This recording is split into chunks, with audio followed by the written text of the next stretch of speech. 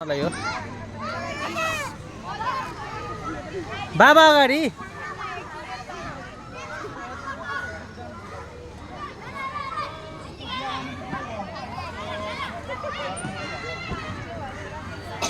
कस्तो भइरहेछ सायरा मजा आइरहेछ धक्कल दिनु थोरै धक्कल दिनु त बाबु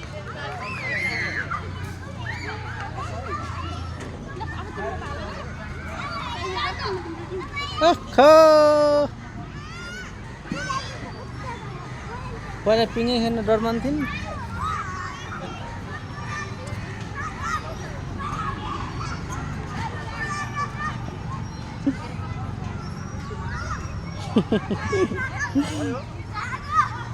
अझै खेल्ने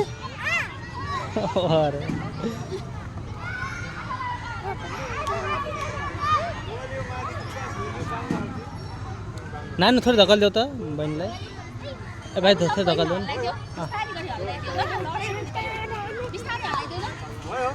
होइन भाइले खेल्न दिने अरे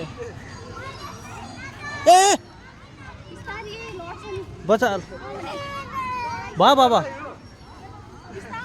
त्यसरी होइन नि त भाइ बुझ्नु पर्यो नि कति वर्षको बच्चा छ भनेर